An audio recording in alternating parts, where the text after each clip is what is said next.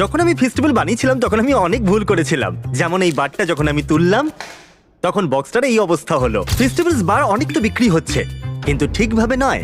বারগুলোর এই অবস্থা হয়ে যাচ্ছে যখন খোলা হচ্ছে, কারণ কোনো বার পড়ে গেলে স্বাভাবিকভাবেই সেটা ভেঙে যাবে। সেই জন্য আমি বহু বছর কাজ করার পরে নিয়ে এসেছি ফেস্টিভ্যালস এর ইমপ্রুভড ভার্সন। তুমি একটা বার তুলে দেখবে বক্সটা কিন্তু পড়ে যাচ্ছে না, আর যদি এটা পড়েও যায় তাহলে কিচ্ছু হবে না, কারণ এটাকে আমরা আরো মোটা করেছি যাতে ভেঙে না যায়, আর ন্যাচারাল ব্রেক পয়েন্টও করা রয়েছে। বুম!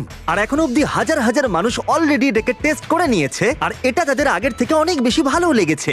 যদিও নতুন ফেস্টিভ্যালসে অনেক ইস্যু রয়েছে, যেমন তোমরা যদি এদিকটা দেখো, এই দুটো ফ্লেভারের মধ্যে পার্থক্য বলা খুবই কঠিন হবে, এমনকি দূর থেকে বলা তোমার পক্ষে আরো কঠিন হবে কোনটা মিল্ক চকলেট আর কোনটা আলমন্ড। এমনকি বহু মানুষ এই দুটোকে মিক্সও করে ফেলে। এর পাশাপাশি তোমরা প্রত্যেকেই জানো যে আমরা আমাদের কোকোয়া ফার্মারদের অনেকটাই বেশি পারিশ্রমিক দিয়ে থাকি। আমরা 100% fair trade certified beans use করি, আর আমরা শিশু শ্রম কমানোরও চেষ্টা করছি। তোমরা এই বক্সগুলোতে দেখলে কোনটা কি বুঝতেই পারবে না। আর